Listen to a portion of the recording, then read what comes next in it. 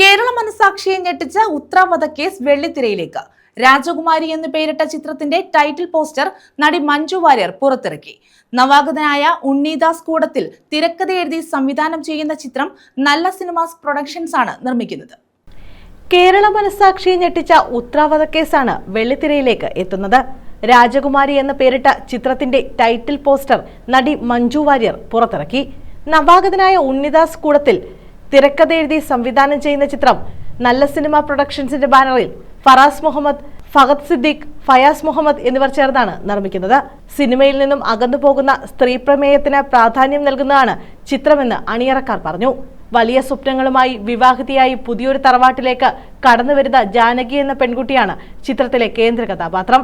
Joseph എന്ന സിനിമയിലൂടെ ശ്രദ്ധേയയായ ആത്മീയയാണ് നായിക കഥാപാത്രമായ ജാനകിയെ അവതരിപ്പിക്കുന്നത്. പുതുമുഖം ഫഹദ് സിദ്ദീഖാണ് ചിത്രത്തിലെ നായകൻ. ശ്രീജിത്ത് രവി, സെന്തിൽ കൃഷ്ണ, കുടച്ചനാട് കനകം, വീണ നായർ, രാജേഷ് കണ്ണൂർ, ഋതുമന്ത്ര എന്നിവരും പ്രധാന വേഷങ്ങളിൽ എത്തുന്നുണ്ട്.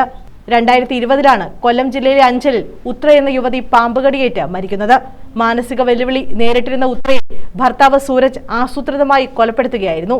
കേരള പോലീസിന്റെ ചരിത്രത്തിന് തന്നെ അത്യപൂർവമായ അന്വേഷണമാണ് കേസിൽ നടന്നത്. പ്രതി സൂരജ് ഇപ്പോൾ തടവ് ശിക്ഷ അനുഭവിക്കുകയാണ്. News desk, south vision.